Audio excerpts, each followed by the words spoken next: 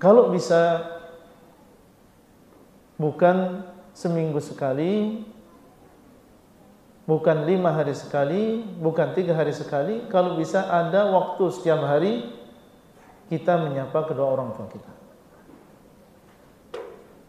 Dan kemudahan-kemudahan di zaman sekarang, alhamdulillah ini sangat membantu. Dan kita berada di kantor kita atau kita berada di rumah kita, bisa kita sapa orang tua. Bahkan telepon pun sekarang juga sangat-sangat murah sekali. Karena ketahuilah bahwa hanya sekedar dia mendengar suara kita, itu adalah sesuatu yang sangat menggembirakan dirinya. Antum bayangkan, kita punya anak, dan kita merasakan kebahagiaan tersendiri ketika kita ditelepon oleh anak kita. Maka demikianlah orang tua kita, ketika kita telepon meskipun hanya 1 menit, 2 menit, ini akan memberikan dampak tersendiri kepada kedua orang tua kita. Mungkin dengan sebab itu dia pun mendoakan. Kalau misalnya beliau telepon, chatting, maka janganlah kita menunda-nunda untuk menjawabnya. Meremehkan chattingan orang tua, telepon orang tua, kemudian kita mendahulukan chattingan-chattingan yang lain. Sebagaimana dilakukan oleh sebagian anak. Kalau itu adalah chattingan dari orang tua atau berupa kiriman suara atau telepon, maka kita dahulukan sebelum kita menjawab chattingan-chattingan yang lain.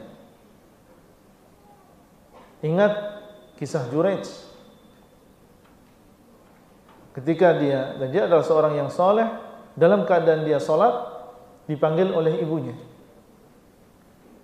Dan sholat yang dilakukan adalah sholat sunnah. Ketika dia mendengar ibunya, panggilan ibunya, dia bingung, ya Allah, saya meneruskan sholat atau saya memenuhi panggilan ibu saya.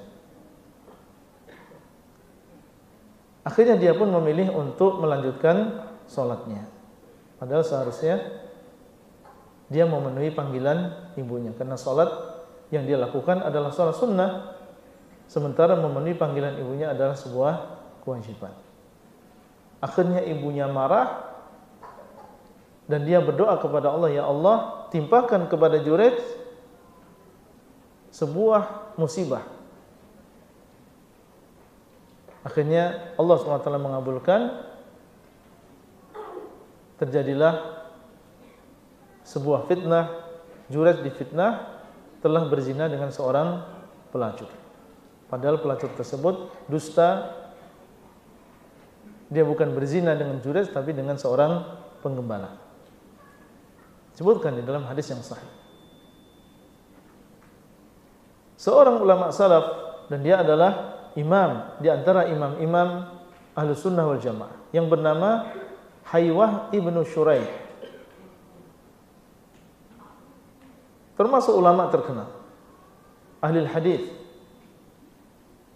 didatangi oleh murid dari berbagai belahan wilayah. Mungkin ratusan murid-muridnya yang ada di depannya.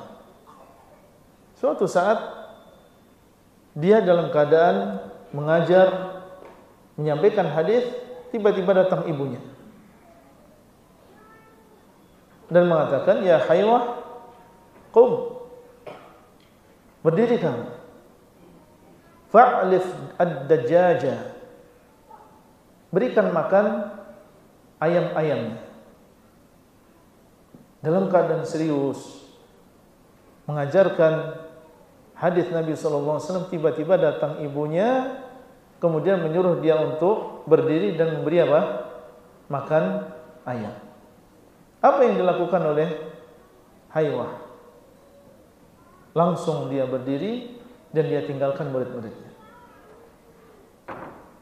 Karena dia tahu bahwasanya ini adalah perintah dari seorang yang telah diwajibkan oleh Allah SWT, kita berbakti kepada dirinya. Coba seandainya itu terjadi pada salah seorang di antara kita. Mungkin ada di antara kita yang pura-pura tidak mengenal ibunya, atau dia marah.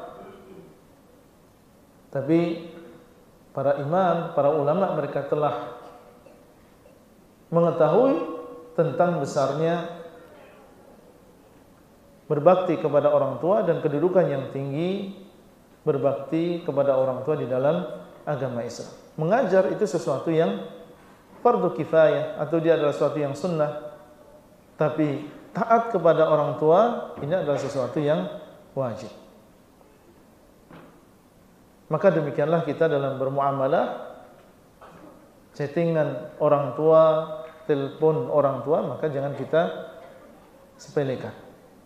Apalagi terkadang dia telepon ada sesuatu yang daruri, ada sesuatu yang darurat, harus dia segera sampaikan.